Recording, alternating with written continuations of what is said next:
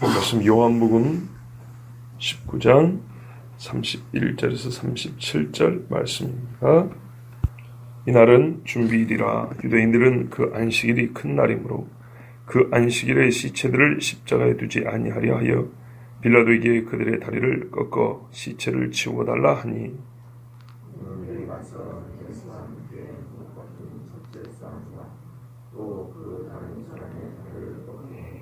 예수께 이르러서는 이미 죽으신 것을 보고 다리를 꺾지 아니하고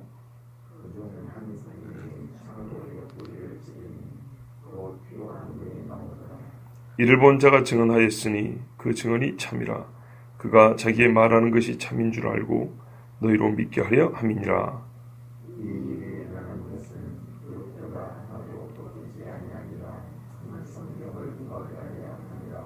또 다른 성경에 그들이 그 찌른 자를 보리라 하였느니라. 아멘. 이날은 준비일이라고 했습니다. 그리고 그 안식일이 큰 안식일이기 때문에 빨리 그 시체들을 치워달라 이렇게 말했다 했죠. 이 무엇을 준비하는 날이냐면 무교절을 준비하는 날입니다. 오늘의 6월절이고 6월절부터 해서 안식일 7일 이어지는 무교절이 시작되지 않습니까? 그래서 무교는 말 그대로 누룩을 없애는 정결한 기간인데요.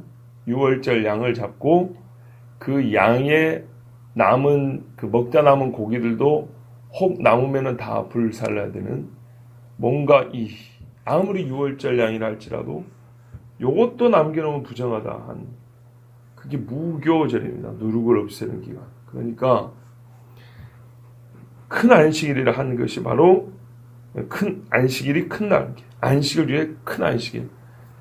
유대인의 달력으로 1일 월삭 8, 15, 22, 29 이렇게 이어지는 안식일이란 말이에요. 15일 안식일 무교절이 시작되기 때문에 이 큰 안식일 그리고 정결해야 하기 때문에 유대인들이 이날 깨끗하게 자기 몸도 단속하고 주변의 무교를 그러니까는 누룩도 제거하는 그런 이제 날이 된 거예요. 오후 6시 딱 되면 넘어가죠. 그러니까는 이 유대인들 입장에서 볼 때, 특히 이 대제사장들 입장에서 볼 때 이 시신을 나무에 달아놓는다는 것이 말이 안 맞는 거예요. 그래서 빨리 치워달라고 그랬습니다. 왜냐하면은 신명기 21장에 보면 나무에 달린 자마다 저주를 받았다고 그랬습니다. 평상시에도 이 나무에 오랫동안 달아놓지 않는데 무교절인 안식일이 내일인데 말이죠. 이 가장 저주받아 죽은 나무에 달린 사람들을 그대로 둘 수는 없잖아요. 그리고 이 사람들이 피를 얼마나 흘렸습니까? 이 피 흘린 땅으로 무교절을 맞이할 수는 없는 거죠. 유대인의 입장에서. 왜냐? 민수기 35장 33절에 너희는 거하는 땅을 더럽히지 말라. 피는 땅을 더럽히나니 피 흘림을 받은 땅은 이를 흘리게 한 자의 피가 아니면 속할 수 없느니라 그랬습니다. 그러면 자연 상태에 피를 흘리는 것만 지금 부정하다 그러냐? 자연 상태로 피 흘리는 걸 부정하다 그런 뜻이 아니고 이 억울하게 또 우리 한국 사람은 한 생각하면 안 되고 불법적으로 불의한 자 이제 이런 피가 흘리면은 땅이 더럽단 말이죠. 그런 채로 무교절을 맞이할 수 없죠. 그리고 우리가 이제 조금 그 이면을 들어가면 자기들이 못 박아 주겠잖아요. 그죠? 자기들에 의해서 땅에 피가 흘리게 됐고 자기들에 의해서 무죄한 자가 지금 달렸다는 걸 자기가 알아요. 왜? 거짓말로 예수님 고발했죠. 증인이라고 데려왔는데 하나도 안 받았죠. 빌라도도 그랬고 헤롯도 그랬고 예수는 죄가 없다고 분명히 말했죠. 재판장들이. 죄가 없는데 우기고 우겨서 협박해서 못 박은 거 아닙니까? 적어도 자기 양심들이 알죠. 그럼 이 피 흘린 값이 누구에게냐? 또 우리와 우리 후손에게 그 피값을 돌리소서 했어요. 자, 그런 피가 땅에 흘러가고 있는데 무교절 7일을 보낸다. 가장 정결해야 될 이 7일을 보낸다는 것 유대인들의 이 위선적인 종교적인 이 사람들에게 이게 허용이 되겠습니까? 안 되죠. 7일 내내 자기들의 죄를 보고 있으란 말인가요? 사실 땅을 더럽히면 안 된다는 것보다는 자기들의 이 허물, 즉 누룩이 일주일 내내 달려있는 것을 견딜 수가 없는 거죠. 그래서 빨리 시체를 치워달라고 그랬습니다. 근데 문제는 아직 두 사람은 안 죽었어요. 그렇죠? 안 죽었어요. 근데 시체라 그랬어요. 무슨 말입니까? 빨리 죽여서 치워달라는 얘기죠. 잔인하죠. 어떤 의미에서는 그 사형수들에게 자비를 베풀었다고 볼 수도 있습니다. 보기에 따라. 왜?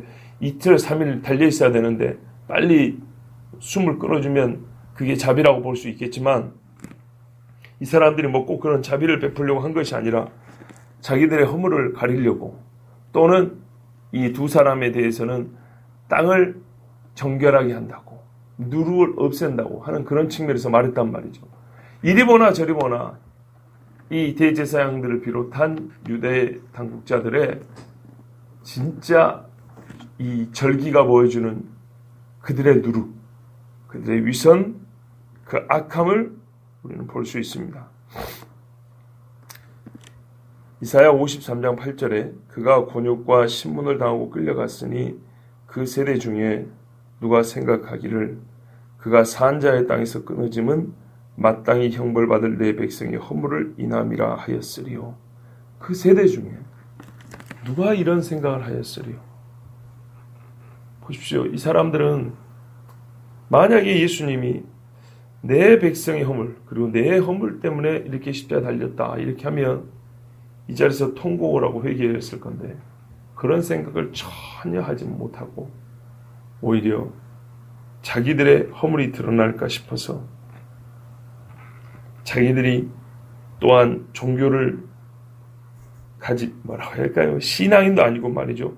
그 종교를 끌어가는 사람들 입장에서 이 종교적 허물이 있으면 안 되니까 그들의 법에 맞춘 절기를 지킨다고 빨리 치워달라고 이렇게 말했어요. 자, 이러자 군인들이 가서 예수와 함께 못 박힌 첫째 사람과 또 그 다른 사람의 다리를 꺾었다 그랬습니다. 이 위선자들의 말을 들어줄 수밖에 없는 절기가 유월절입니다. 사람을 죽이는 것도 뜻을 들어주는 절기라면서요. 한 사람 놔주고 한 사람 죽이고 그렇지 않습니까? 그런데 다리 꺾어서 시체 치우는 것이야 못 들어줄 리가 있겠습니까? 그 시끄럽게 할 일 없죠. 그래서 이제 군인들이 가서 다리를 꺾습니다. 왜 다리를 꺾냐면 질식사를 시키기 때문이죠. 이렇게 숨을 쉬기가 어렵단 말입니다. 이렇게 돼 있어서 다리에 못이 박혔지만 겨우 힘을 주고 이렇게 쉰단 말이죠. 다리를 꺾으면 몸을 못 일으켜요. 그래서 이게 의학적으로는 잘 모르겠지만 이게 가슴이 이렇게는 다쳐서 숨을 못 쉽니다. 이래서 죽입니다. 보통은 철로 된 곤봉을 썼습니다. 여러분 얼마나 아플까 생각을 해보세요. 정강이와 무릎뼈를 파수는 겁니다. 뼈가 깨지게. 자, 그런데 이제 여기서 예수님을 지나쳤습니다. 예수님이 세 번째 달려있는 게 아니라 가운데라고 했잖아요. 그 가운데 예수가 섰다는데 왜 지나쳤을까요? 고개를 숙이고 있었기 때문입니다. 고개를 숙이고 있는데 몸이 위로 올라가지 않습니다. 다리에 힘을 안 준다고요. 죽었다는 얘기죠. 일부러 창으로 안 찔러봐도 죽은 걸 알았기 때문입니다. 마지막에 이제 확인하려고 찌른 거죠. 보통 진짜 죽었는가 하고 전쟁터에서 총을 한번 또 쏴는 것처럼 창으로 찌르기도 했어요. 그런데 일단 곤봉으로 때릴 때 딱 봐도 죽은 것이기 때문에 벌써 색깔도 달라지잖아요. 그러니까 지나쳤어요. 그래도 혹시 모르니까 유대인들이 앞에 서 있고 하니까 한 번 더 찔러준 거겠죠. 자, 보세요. 33절. 예수께 이르러서는 이미 죽으신 것을 보고 다리를 꺾지 아니하고. 이 사람들 사람 죽이는데 전문가들입니다. 딱 보면 압니다. 그런데 그 중에 한 군인이 혹시 또는 앞에 있는 유대인들에게 최종적인 확인을 시켜주려고 창으로 옆구리를 찔렀습니다. 그랬더니 피와 물이 나오더라 그랬습니다. 이 옆구리를 어떻게 찔렀는지는 정확히 모르겠습니다. 그런데 제 생각에는 오른쪽으로 찔렀다고 봅니다. 오른쪽. 왜냐하면 이게 법의학자들에 가면, 그러니까는 살해 현장 같은데 보고 이 죽은 사람의 몸을 보고 이게 어떤 둔기에서 어떤 방식에 몇 번에 걸쳐서 이게 살해는 뭐 이런 거 연구하는 사람도 있잖아요. 이 심장을 뚫은 거거든요. 제가 지금 잘 모르겠지만 이 사람이 숨을 거의 못 쉬어 이런 상태에 죽으면 사람 몸에서 물이 찬다 그래요. 심장의 어느 한 부분에 그 부분을 찔렀다는 얘기입니다.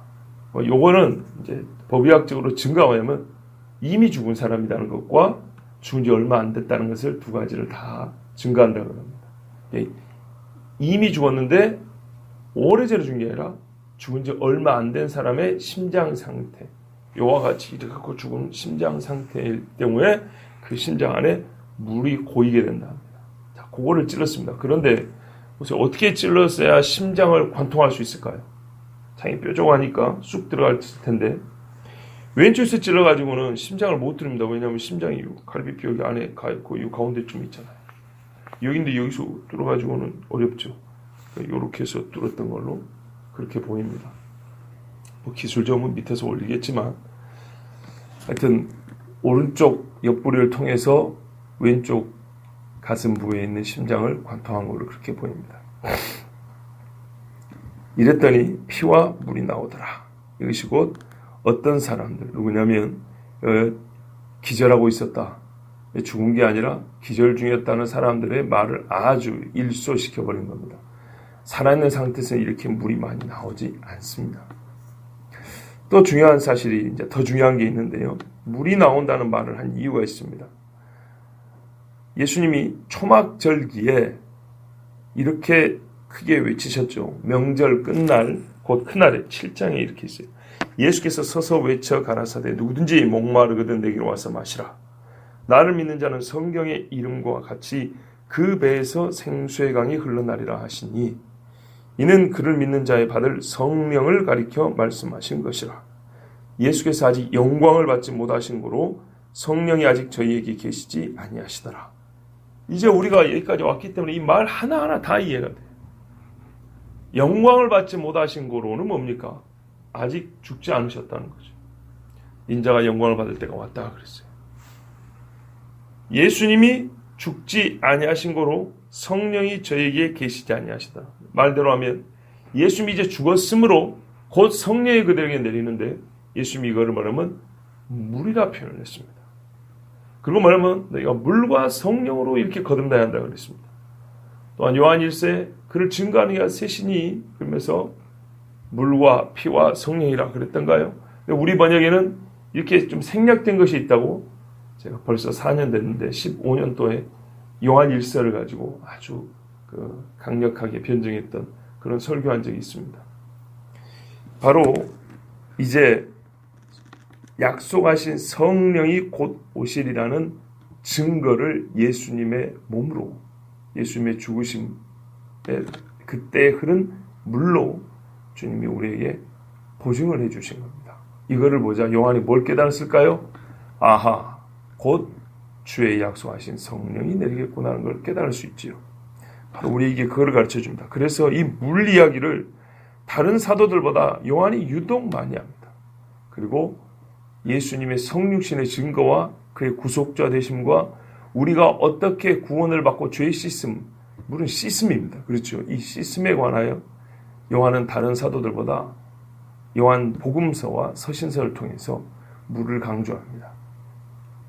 이를 본자가 증언하였으니 본자가 누굽니까? 요한이죠. 그 증언이 참이라. 들은 것이 아니고 본인이 직접 십자가 앞에서 보았습니다. 그가 자기가 말하는 것이 참인 줄 알고. 여러분 누가 이런 관계를 가지고 농담을 하고 장난을 하겠습니까? 자기의 스승이 십자가에 달려서 못이 박혀서 몇 시간을 고통하고 그 한마디 한마디, 그리고 그 말씀 듣고 예수님의 어머니를 자기 어머니로 모시고 있는 이 제자가 마지막에 예수님 죽으시고 또 창으로 찔렀을 때 물이 나오는 것을 어떻게 이거를 장난으로 할 수 있겠으며, 표현상 말하면 자기가 가진 신학을 채우기 위해서 없는 걸 만들어 쓰겠습니까? 자, 참 마음이 아픈 거는 이 신학자들이 쓰는 책들의 내용들을 보면 꼭 이런 점에서 요한 신학에 의하면 꼭 이딴 소리 한다고. 요한이 들은, 요한 공동체가 받은 전승에 의하면 이런 소리를 한다고. 이런 말들, 이 용어 하나 자체가 매우 실제성을 약화시키고, 역사적으로 우리가 이 역사 안에서 일어난 실제 이 사건이 우리의 피부에, 우리의 영혼 깊숙이 들어온 것을 막는 막과 같은 그런 용어들이에요. 그러지 않습니까? 요한 신학에 따를 때는 이것은 뭔 뜻이고, 요한 공동체는 이런 전승, 요한은 아마 이런 전승을 들은 것 같다, 이런 식의 말을 들으면 진짜 이 눈앞에서 보고 쓴 이 말의 사실과 그 진정성이 말이에요, 많이 약화돼 버려요. 자, 이 일이 이룬 것은 그 뼈가 하나도 꺾이우지 아니하리라는 성경을 응하게 하려 함이라. 죽음과 예수님이 죽으신 그 후의 순간까지 성경이 이루어졌다고 그랬습니다. 여러분, 그렇다면 바로 이 예수는 누구십니까? 왜 성경은 이 사람의 죽음에 대해서만 이렇게 자세히 예언하고 또한 묘사하고 예언이 성취되었다고 그렇게 말해주고 있습니까? 왜 이 사람의 죽음이 그렇게 중요합니까?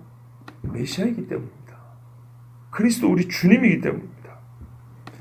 그래서 우리는 이분의 이 죽음에 대하여 읽고 믿어야 합니다.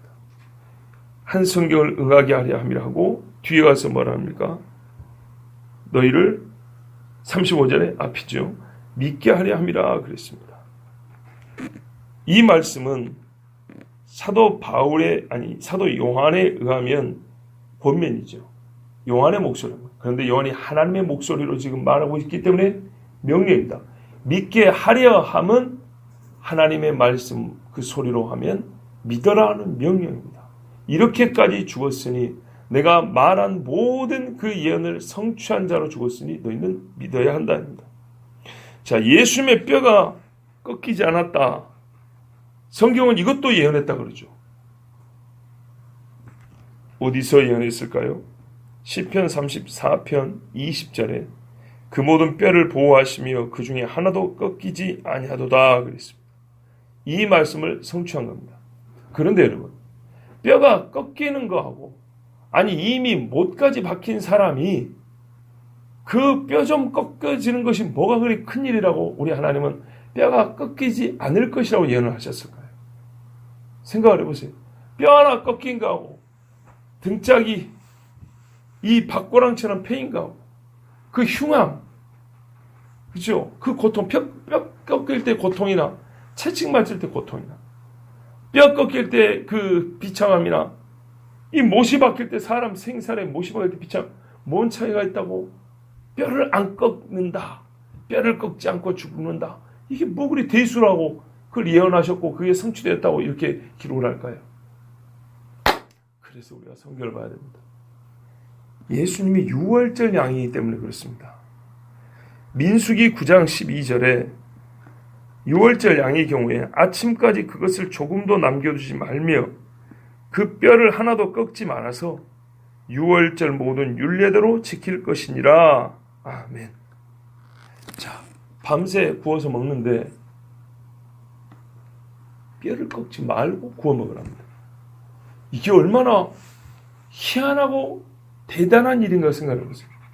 양을 어떻게 구우냐면 부분으로 나눠서 구우면 잘 구워질 거 아니겠습니까? 통으로 구우라는 얘기입니다. 뼈를 꺾으면 안 되니까요. 다리 잘라 굽고 갈비 뜯어서 굽고 이러지 말고 통으로 구워야 뼈를 안 꺾고 먹을 수 있을 거 아닙니까? 조리법도 힘들지만 먹기도 힘듭니다. 그죠?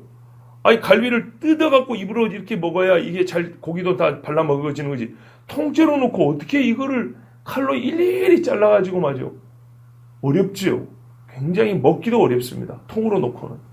그런데 이게 유월절의 독특한 식사 방법입니다. 그 예전에 말씀드렸잖아요. 아버지, 왜 우리 이렇게 밥을 먹습니까? 왜 피곤하게 서서, 그것도 밤 늦은 시간에, 밤에 먹어야 하면 서서 먹어야 되며, 띠를 띠고, 신발 신고, 급하게 먹어야 되고, 맛대가리 하나 없는 무교병 이떡하고, 쓴 나물하고, 양도 통으로 구워가지고, 이거 어느 세월에 다 뜯어먹는, 밤새도록 뜯어먹어야 돼요. 그러니까 하는 말이, 밤새도록 못 뜯어먹은 건 어떻게 알아? 태우라. 예. 자, 여러분. 6월절 양을 먹을 때는요, 뼈를 꺾지 말고 그 몸을 그대로 보존한 채 살을 발라 먹어야 합니다. 왜 그렇게 하나님이 명하셨는지는 성경의 기록을 제가 찾아보지 못했으므로 그 깊은 의미는 모르겠어요. 왜 뼈를 꺾지 말고 통으로 구워서 먹으라는지는 모르겠으나 생각을 해보면 분명한 것은 형체를 보존한 거 아니겠습니까? 그죠? 뼈를 꺾어서 먹으면 편하긴 한데 이게 어떤 짐승의 뼈인지 정확히 알 수가 없고 내가 무엇을 먹었는지 이렇게 흩어져 있으면 잘 모릅니다. 우리가 이번에 캄보디아도 가서 봤지만 그 뼈 조각을 모아놨을 때 이게 사람 뼈인지 짐승 뼈인지 어떻게 알겠습니까? 그 형체가 있을 때와 조각 나 있을 때는 느낌이 다릅니다. 형체가 그대로 있으면 내가 무엇을 먹었는지를 알아요. 누가 나를 위하여 피를 흘려 죽었는지를 그 형태가 그대로 보존되어 있으면 알아요. 제가 현재로서 추정하기는 그것이 유력한 이유라고 봅니다. 왜 이렇게 불편함을 감수하면서 그 통으로 놓고 먹어야 되냐는 것은 통으로 놓고 먹었을 때와 그렇지 않을 때 차이점, 가장 큰 차이점은 형태가 보존되느냐 그렇지 않느냐입니다. 그것의 입각에서 보면 왜 이 형체를 그대로 그 모양을 그대로 보존해야 되는가? 내가 먹은 짐승, 나를 위하여 피 흘린 짐승을 그대로 보게 하기 위함이다. 이렇게 생각해야 됩니다. 그렇다면 그렇게 해서 6월절 양의 형태를 보존하는 것이 의미가 있었다면 예수님의 뼈가 꺾이지 않았던 것은 이 6월절에 나를 위하여 죽은 이 아이라는 것을 그대로 우리에게 가르쳐주기 위함이다. 이렇게 볼 수 있습니다. 37절을 보시면 또 다른 성경에 저희가 그 찌른 자를 보리라 하였느니라. 왜 이 말씀을 덧붙였을까요?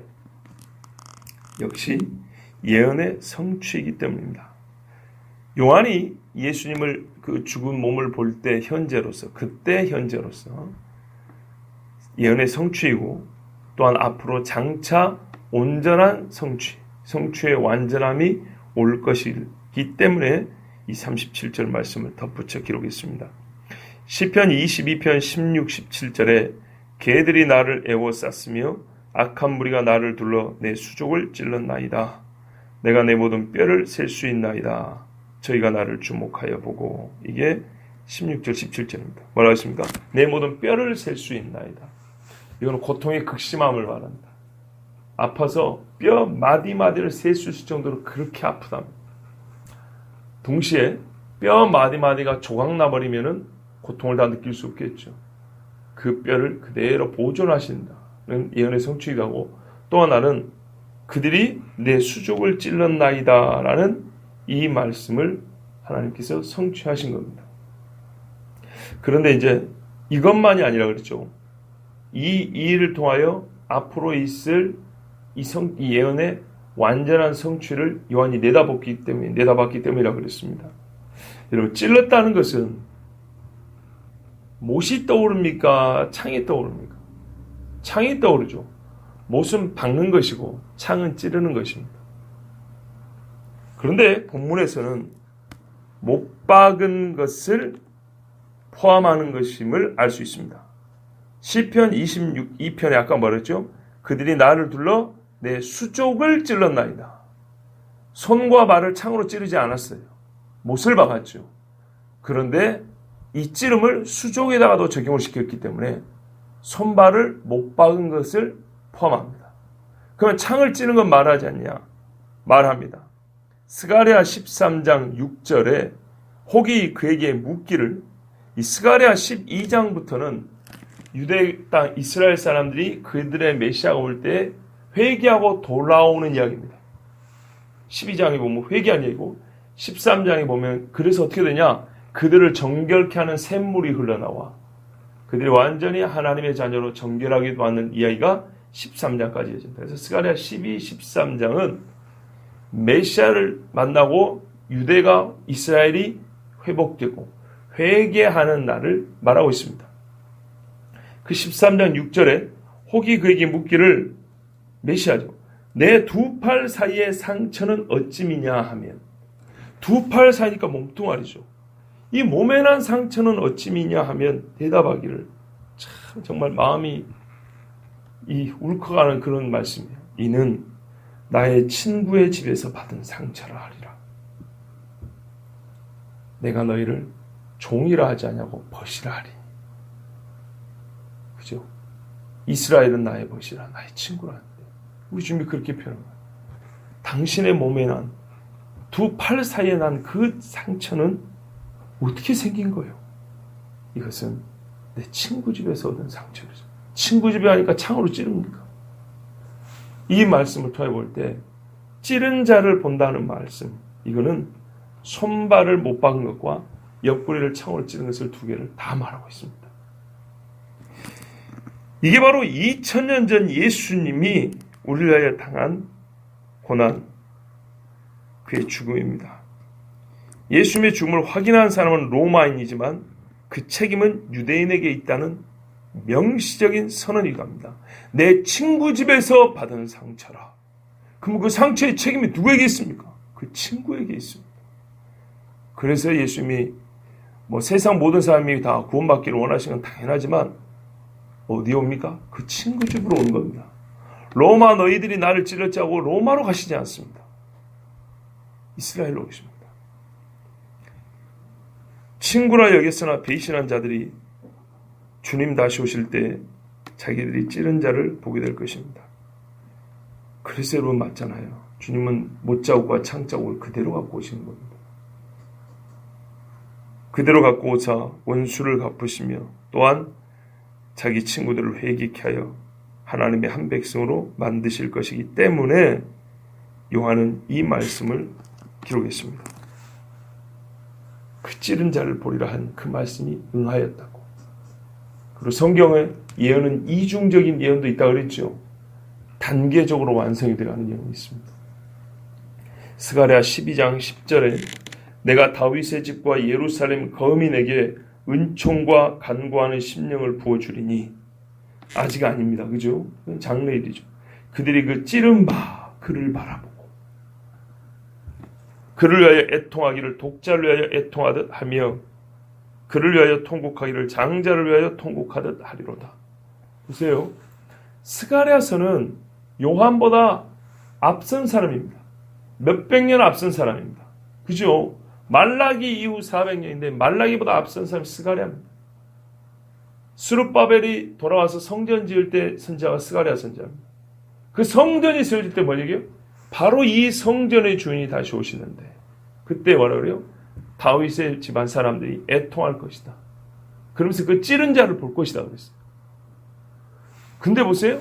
지금 이건 2000년 전에 오늘 지금 찌름을 받아서 그 죽음이 확인된 예수님 이야기를 하면서 성경에 그들이 그 찌른 자를 보리라 그랬다고 했잖아요. 그렇죠? 근데 시편은 십자가에 달리는 당시를 말하고 있는 것이고 스가랴서는 다시 오실 때 예수님을 이야기하고 있는데 그 찌른 자들이 찌름을 받은 예수님을 보리라는 것이 시편과 스가랴에 두 군데 기록이 되어 있는데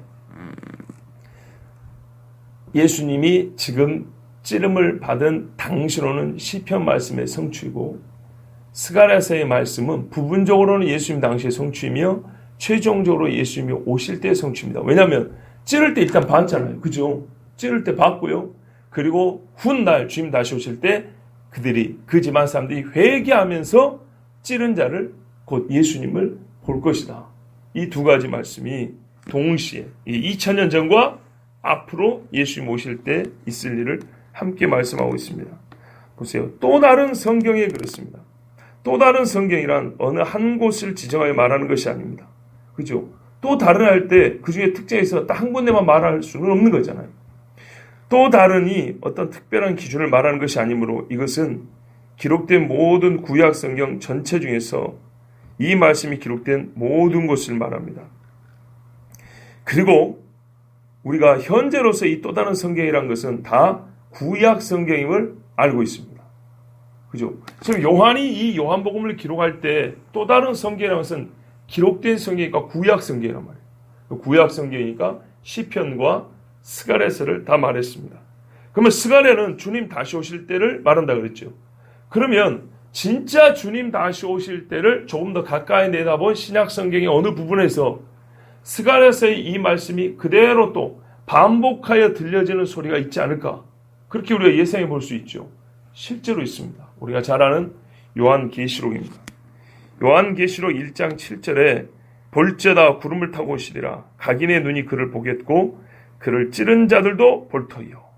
땅에 있는 모든 족속이 그를 인하여 애곡하리니 그러하리라. 아멘. 그랬습니다. 이게 바로 스가랴 12장 13장 말씀의 성취의 때입니다. 언제요? 구름을 타고 오시리라 할 때. 예수님이 구름을 타고 오실 때에 그를 찌른 자들 곧 유대인들이 예수님을 볼 것입니다. 그러면 보십시오. 요한이 이 요한복음을 기록할 때 일은 한참 후에 있을 일이죠. 그죠? 또 다른 성경에 저희가 그 찌른 자를 보리라 하였느니라 했는데 시편은 그 수족을 찔렀나이다 하고 저희가 나를 주목하여 보고 이렇게 말했어요. 그러니까는 예수님이 십자가에 달리는 그 시간을 말하는 것이고 스가랴는 또 역시 찌른 자를 본다는데 그보다 더 후운 날을 얘기하고 있는데 이 시편과 스가랴를 다 알고 있는 요한이 성경에 이렇게 기록이 되어 있다 했기 때문에 요한은 장차 주님이 다시 오실 것까지 내다보고 이 37절을 기록했던 것이고 역시 성령께서는 요한에게 감동을 주사 성경의 마지막 권에 볼지어다 구름을 타고 오시리라. 그때 그를 찌른 자들도 볼 것이고 세상의 모든 족속이 그를 인하여 애곡하리니 그러하리라. 반드시 자기들이 찌른 예수를 보고 애곡한다 그랬습니다. 그러면 시간적으로 보면 2000년 전에 실제로 예수님을 찌른 자는 아니지만 예수님 오실 때에 애곡하며 그들이 찌른 자를 본다 했기 때문에 무슨 말입니까? 모든 죄인은 다 예수님을 찌른 자로 하나님이 간주한다는 겁니다. 그러나 그 앞에서 회개하는 자는 어떻게 하죠? 주님이 그 찌른 곳에서 난 피로 그 죄를 씻어주지만 회개하지 않은 자는 찌른 대가 곧 그 죄의 보응을 받는 것입니다. 그래서 누구에게는 구원의 완성의 날이요 누구에게는 원수 갚는 날이에요. 나 신원하는 날이다. 우리 하나님이 이렇게 말씀합니다. 여러분 우리가 어떻게 했어야 되겠습니까? 예수님 오실 때 그를 찌른 자로 드러나지 마시고 그 찌른 곳에서 흘러나온 물과 피로 말미암아 속죄를 받고 죄의 갚음을 받은 자, 곧 예수를 믿는 자로 우리가 주님을 바라볼 수 있기를 바랍니다. 기도하겠습니다. 하나님 아버지 감사합니다.